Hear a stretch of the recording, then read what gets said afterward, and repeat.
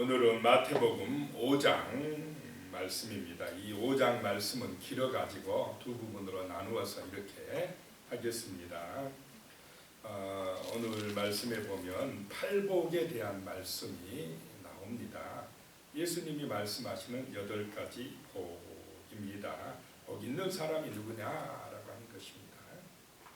1절에 보시면 예수께서 무리를 보시고 산에 올라가 앉으시니 제자들이 나아온지라 그랬습니다.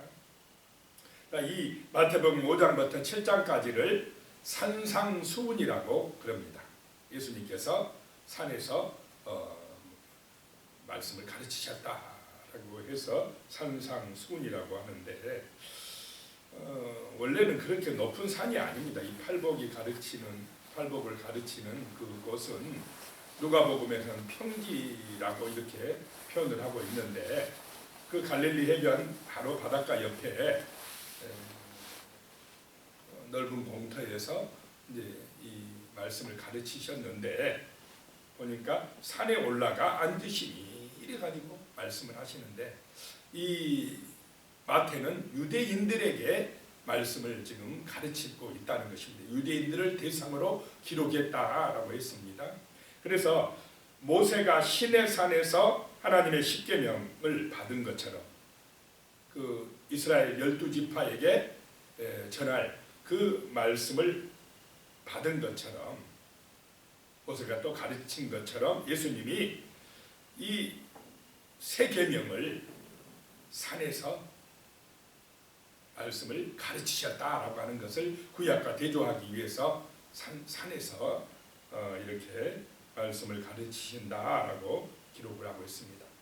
그런데 이 산상수훈을 가르치는 사람들이 누구냐? 제자들이다라고 하는 것입니다. 다시 1절 보면 예수께서 무리를 보시고 그랬습니다. 무리는 기적을 보고 따르는 사람들. 뭔가 어떤 자기의 이익이 있을 때 따르는 사람이 무리입니다. 그런데 산에 올라가 앉으시니 제자들이 나온지라. 제자들은 자기 어떤 이익이나 기적을 보고 쫓아갑니까? 그 말씀의 은혜를 받고 사명감을 가지고 쫓아가는 사람이 제자입니까? 말씀의 은혜를 받아서 새로운 이제 거듭난 사명을 가지고 거듭난 생명으로 따라가는 사람, 예수님이 이제 삶의 목적이 되는 사람, 제자입니다. 그래서 우리는 무리로 있으면 나한테 뭐 도움이 되지 않거나 이익이 없을 때는 어떻게 됩니까? 떠나가 버립니다. 무리는. 그런데 제자는 좋을 때나 굳을 때나 핍박이 있고 시험이 있어도 그 말씀의 은혜를 받았기 때문에 하나님의 말씀을 믿기 때문에 끝까지 따라가면서 주님의 제자로 살아갈 줄로 믿습니다. 그래서 지금 이 산상수훈은 제자들에게 하는 말씀이다. 제자들은 또 누구냐? 오늘날로 말하면 하나님의 백성들입니다. 천국 시민들이다라고 하는 것입니다. 그래서 이 팔복은 하나님의 백성의 특징을 말합니다. 거룩한 성도, 하나님의 백성들은 이런 사람들이다. 그래서 천국에서 복 있는 사람들은 이런 사람들이다.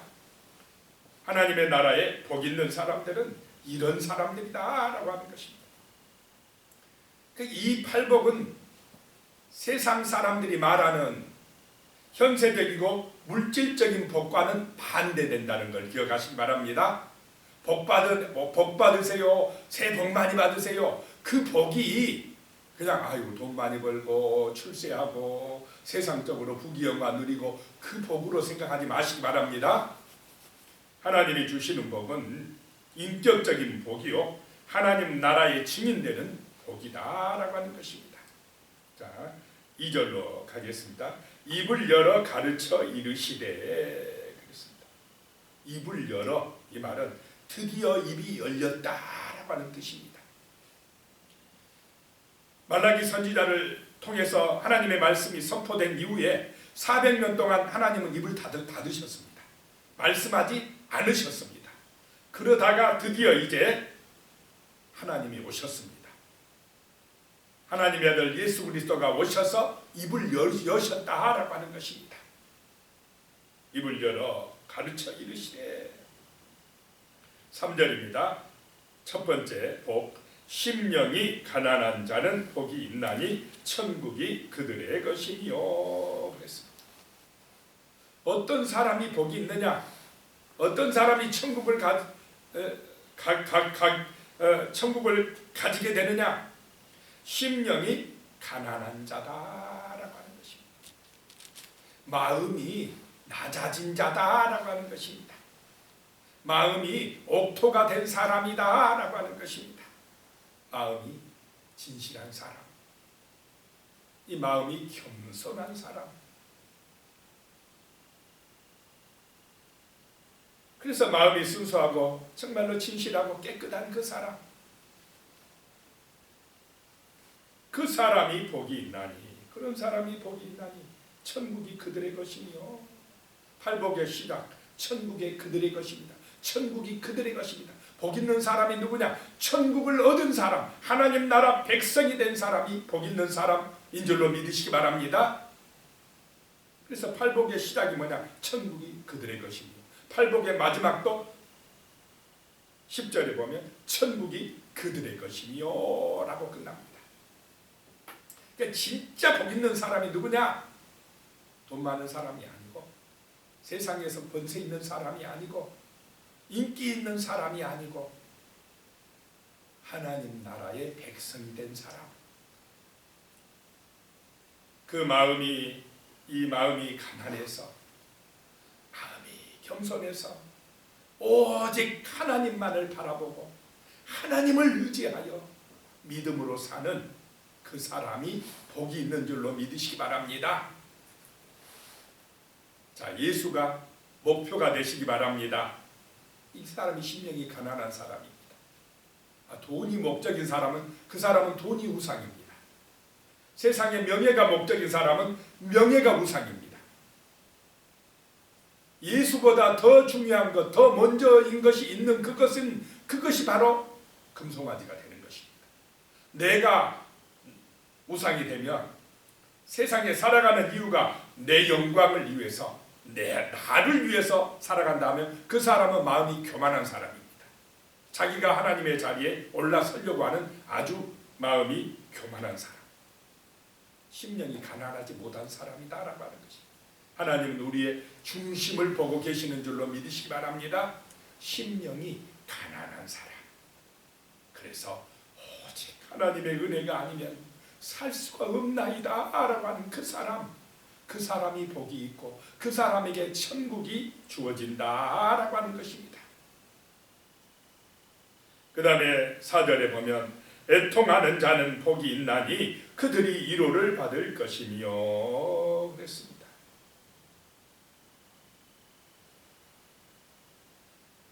애통하는 사람이 뭐가 복이 있습니까? 그런데 성경은 어쨌든 그 애통하는 사람, 자기의 죄와 허물 때문에 하나님 앞에서 회개하며 눈물을 흘리는 그 사람, 애통한다니까 막 원망하고 불평해서 못 살겠다고 그런 애통이 아닙니다. 하나님 앞에서 자기의 죄를 회개하면서 애통하는 그 사람, 그 사람에게 복이 있나니 그들이 위로를 받을 것이며 라고 말씀합니다. 자, 심령이 가난한 사람, 애통하는 사람이라는 것입니다. 자기의 허물과 죄 때문에 눈물 흘리면서 회개하는 사람이라는 것입니다. 5절에요. 온유한 자는 복이 있나니 그들이 땅을 기업으로 받을 것이며. 온유한다라고 하는 것은 자기보다 남을 먼저 생각하는 사람입니다. 어떻게 보면 바보 같은 사람입니다. 자기 욕심보다 다른 사람의 유익을 먼저 생각하는 사람. 세상에서는 이런 사람을요 바보 취급합니다. 온유한 사람.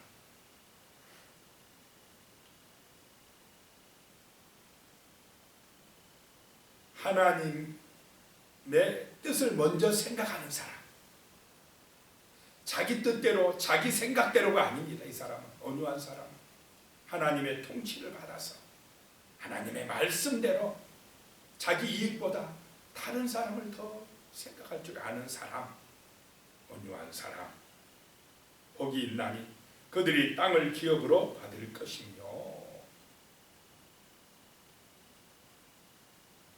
6절입니다. 의에 줄이고 목마른 자는 복이 있나니 그들이 배부를 것이며. 의에 줄이고 목마른다. 여기서 의가 누굽니까? 예수님이시다는 것입니다. 예수님을 본받아 살기 위해서 힘쓰는 사람, 예수님의 그 가신 길, 그 길을 따라가는 제자들, 천국의 백성들, 하나님의 사람들이 의에 줄이고 목마른 사람들이라는 것입니다. 그런 사람들이 배부를 것이요 복이 있나니 그들이 배부를 것이요 라고 말씀합니다. 정말 우리의 삶의 중심이 하나님의 말씀이 되시기 바랍니다. 어떻게든지 그 말씀에 순종하고 그 말씀을 따라 살아가려고 애쓰는 사람, 의에 줄이고 목마른 사람들이라는 것입니다. 갈급한 영혼이라는 것입니다. 자, 세상 복하고 같습니까? 반대입니까? 반대다. 오직 예수의 영광입니다.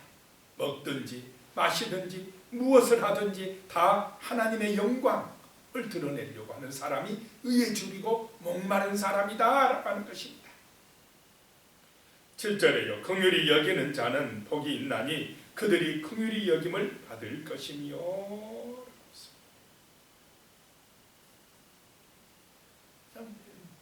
자비심이 있다 이 말입니다.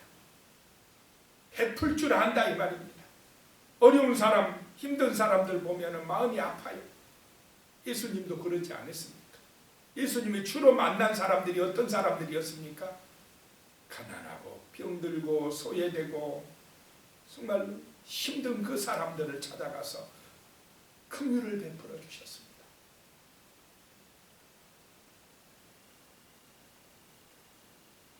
이런 긍휼히 여기는 자는 긍휼히 여김을 받을 것이며 라고 하는 것입니다. 하나님의 사랑을 받을 것이며 라고 하는 것입니다.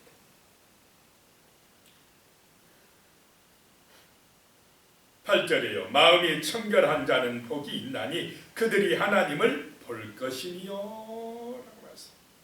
마음이 청결한다 라고 하는 것은 두 마음을 품지 않았다라고 하는 것입니다. 오직 하나님만 주인이시다고 고백하는 사람이라는 것입니다. 자, 우리의 마음이 나누어지지 아니하시기 바랍니다. 우리의 마음의 중심에 하나님이 주인 되어 임하시기를 축복합니다. 교회에서는 하나님 하는데 나가서는 돈이다 그러면 이 마음이 나누어진 것입니다. 우리는 열심히 일할 때도 그 일을 왜 하느냐 그러면은 하나님의 영광을 위하여서 한다 이렇게 고백하며 살아가는 사람, 마음이 순수한 사람이요 청결한 사람, 마음이 깨끗한 사람이다 라고 하는 것입니다. 두 주인이 있으면 안 될 줄로 믿습니다. 우리에게는 돈과 하나님이 겸하여 섬기는 그런 마음이 나누어진 사람이 되면 안 된다라고 하는 것입니다.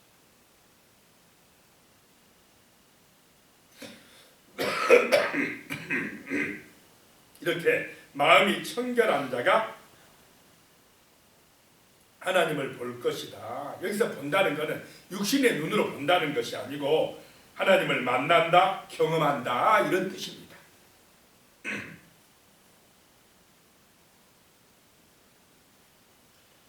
9절입니다. 화평케 하는 자는 복이 있나니 그들이 하나님의 아들이라 일컬음을 받을 것이며. 화평케 하는 사람, 그 말은 평화를 만드는 사람이라는 것입니다. 불화하는 곳에 가서 화해를 시켜요. 이 사람이 가면 분쟁하는 것이 사라지고 사람들이 마음이 하나가 돼요.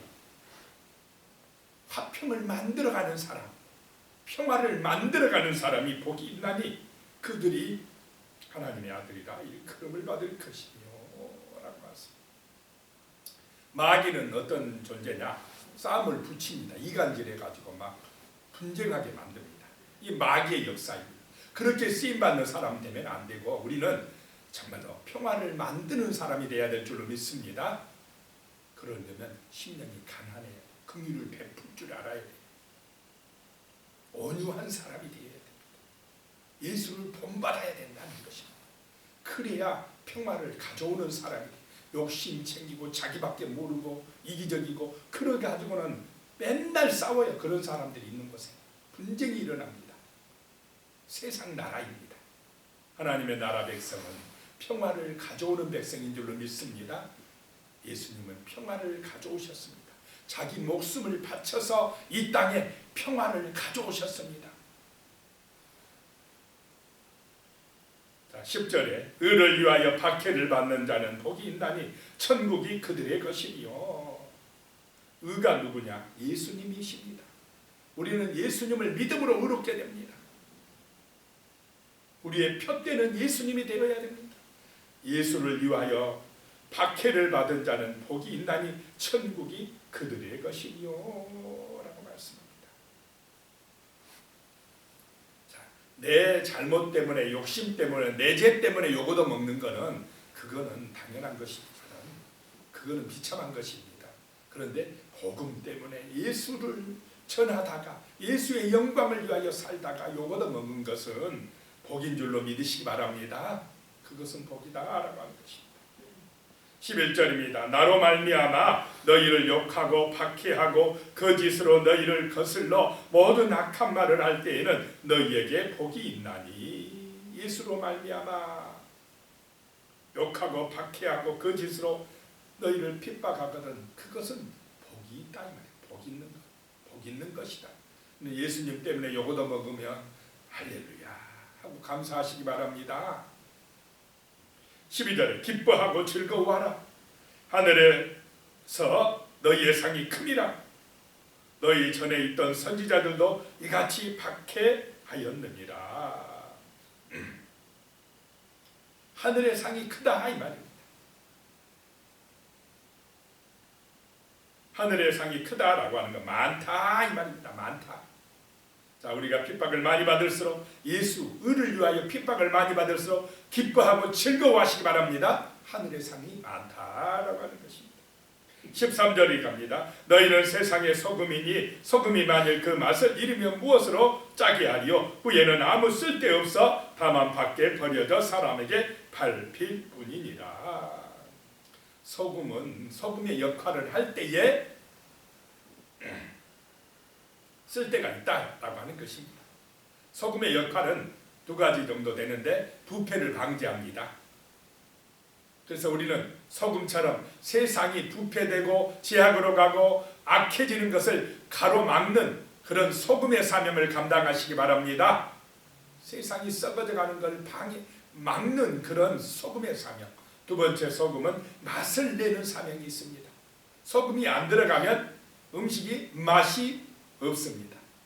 자, 우리가 맛을 내는 세상을 만나게 하는 그런 소금의 사명을 가지시기 바랍니다.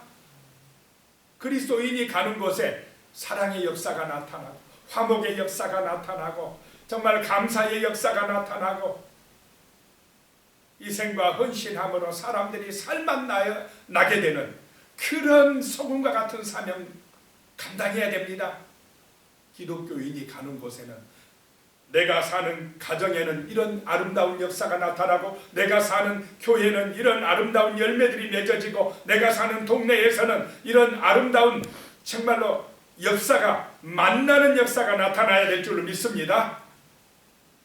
근데 기독교인이 돼가지고는 더 욕심쟁이고 더 교만하고 더 자기밖에 모르고 세상 사람보다 더 못하면 그거는 맛을 잃어버린 소금입니다. 밖에 버려져 버린다라고 하는 것입니다. 그 다음에 14절에 너희는 세상의 빛이라 산 위에 있는 동네가 숨기지 못할 것이요. 자, 우리는 또 빛이라는 것입니다. 내가 빛을 낼 수 있습니까? 우리가 내는 그 빛은 생명의 빛인데 구원의 빛인데 누구로부터 받아서 내야 됩니까? 예수님으로부터 은혜 받아서 예수님을 본받아서 예수의 빛을 내야 된다는 것입니다. 내 빛을 내는 게 아닙니다. 우리가 그래서 말씀과 기도로 은혜를 받아야 됩니다. 예수가 내 안에 역사하도록 해야, 성령이 내 안에 역사하도록 해야 됩니다. 그래야 내 말이 빛이 되는 말이 되고 나의 삶이 빛이 되는 빛나는 삶이 되어진다는 것입니다. 내가 중심되지 마시기 바랍니다. 내가 중심이 되면 썩어질 냄새만 풍기고 빛이 안 납니다. 예수가 내 마음에 들어와야 됩니다. 말씀이 내 안에 들어와야 됩니다. 그래야 빛이 난다라고 하는 것입니다. 산 위에 있는 동네가 숨기지 못한다 이 말이에요. 옛날에 이 고대에는 흰 석회암으로 흰 바위 석회암으로 집을 지었답니다. 그래서 막 집들이 있어요. 산 위에 있는 집들이 빛나요. 그러나 그런 빛나는 집들도 이 빛은 예수의 빛은 숨기지 못한다. 우리가 정말 빛이 되는 걸 숨기지 못한다 라고 하는 것입니다. 15절에요. 사람이 등불을 켜서 말 아래 두지 아니하고 등경 위에 두나니 이러므로 집안 모든 사람에게 비치느니라. 등경은 빛을 멀리 퍼지게 합니다. 자, 우리가 등경 위에 있는 예수의 빛이 되시기 바랍니다. 그래야 가정을 살립니다. 교회를 살립니다. 세상을 어둠에서 빛으로 인도하는 것입니다. 16절에 이같이 너희 빛이 사람 앞에 비치게 하여 그들로 너희 착한 행실을 보고 하늘에 계신 너희 아버지께 영광을 돌리게 하라 라고 하는 것입니다. 자, 우리는 천국의 상속자인 줄로 믿으시기 바랍니다. 천국을 받은 사람이 빛을 발해야 되지 않겠습니까? 착한 행실을 보여야 된다 이 말입니다. 17절에요. 내가 율법이나 선지자를 폐하러 온 줄로 생각하지 말라. 폐하러 온 것이 아니요 완전하게 하려 함이라. 율법이나 선지자는 구약입니다. 구약 성경을 말합니다. 내가 예수가 구약을 완성하러 왔습니다. 성취하러 오신 줄로 믿으시기 바랍니다. 자, 율법의 완성자가 예수입니다. 18절에 진실로 너희에게 이르노니 천지가 없어지기 전에는 율법의 1.1획도 결코 없어지지 아니하고 다 이루리라. 성경의 권위입니다. 성경은 다 이루어집니다. 1.1획도 버릴 것이 없다라고 하는 것입니다. 19절에 그러므로 누구든지 이 계명 중에 지극히 작은 것 하나라도 버리고 또 그같이 사람을 가르치는 자는 천국에서 지극히 작다 일컬음을 받을 것이며 누구든지 이를 행하며 가르치는 자는 천국에서 크다 일컬음을 받으리라. 자, 하나님의 말씀은 머릿속으로 아는 말씀이 중요한 게 아니고 순종하는 것, 행하는 것이 중요한 줄로 믿으시기 바랍니다. 이 지금 십계명이나 십계명 구약의 율법을 예수님이 더 정말로 완전하게 말씀하시는 것이 산상수훈입니다. 율법을 완성해 주셨다는 것입니다. 율법의 정신을 말씀하고 있습니다. 그래서 이거는 우리가 행할 수 없는 것을 말씀하는 것이 아니라 우리가 그렇게 살 것을 말씀하시는 줄로 믿으시기 바랍니다. 자, 십계명이 이론입니까? 우리가 행해야 될 실천사항입니까? 그거는 실천해야 될 일입니다. 산상수훈은 그렇게 이렇게 살아가라고 주시는 것이지 그냥 머릿속에나 가지고 있으라고 주는 것이 아니다 이 말입니다. 그래서 행하며 가르치는 자가 천국에서 크다 일컬음을 받을 것이다 라고 하는 것입니다. 20절에 내가 너희에게 이르노니 너희 의가 서기관과 바리새인보다 더 낫지 못하면 결코 천국에 들어가지 못하리라. 이 서기관과 바리새인의 율법, 그 의는 뭐냐? 형식적인 의입니다. 겉으로만 눈에 보이게만 잘한 채 했어요. 자기 의를 드러내려고 하는 것입니다. 그런데 예수의 의는 정말 우리의 속사람까지 새롭게 하는 의인 줄로 믿으시기 바랍니다. 완전히 사람을 바꿔버려요. 겉만 그럴듯하게 이 바리새인들 막 거룩한 채 하는데 속으로 썩어 있으면 욕심으로 가득해요. 그런 의가 아니라 이 속사람까지 새로워져 버려요. 그 심령에 말씀이 들어가고 성령이 들어와 버리니까 사람이 뒤집어져 버립니다. 완전히 달라져 버려요. 회개하고 메타 노예오라고 그랬습니다. 완전히 삶의 방향이 바꿔져 버립니다. 그의 삶의 목적이 바뀌어져 버립니다. 오직 예수 본받아 사는 그런 의가 바로 우리를 살리는 그런 참된 의가 되는 줄로 믿으시기 바랍니다. 오늘 팔복의 말씀 기억하면서 같이 기도드리겠습니다. 살아계신 하나님 아버지, 정말 우리의 중심에 예수가 들어와서 우리의 삶의 주인 되게 하여 주시옵소서. 우리 인생의 목자가 되게 하여 주시옵소서. 예수님이 빛이 되게 하여 주시옵소서. 예수님이 우리 속에서 소금이 되어 주시옵소서. 그리함으로 우리의 삶이 정말 착한 행실을 통하여 세상을 아름답게 하는 거룩한 빛의 사명을 감당하는 그런 믿음의 자녀들이 되게 하여 주시옵소서. 천국의 백성으로 살아갈 수 있도록 도와주시옵소서. 우리의 심령이 가난하게 하시며 애통하는 자가 되게 하시며 온유한 자가 되게 하시며 의에 줄이고 목마른 자가 되게 하시며 긍휼히 여기는 자가 되게 하시며 마음이 청결한 자가 되게 하시며 화평을 만드는 사람이 되게 하시며 의를 위하여 핍박을 받는 사람이 되어 정말로 하나님께 영광을 돌리는 믿음의 자녀들로 천국의 백성으로 살아갈 수 있도록 주여 우리를 도와주시옵소서. 예수님의 이름으로 간절히 기도드리오며 이제는 우리 주 예수 그리스도의 은혜와 하나님 아버지의 무한하신 사랑과 성령님의 교통하시고 함께하시고 도우시는 놀라운 은혜가 영원히 함께하시기를 간절히 축원하옵나이다.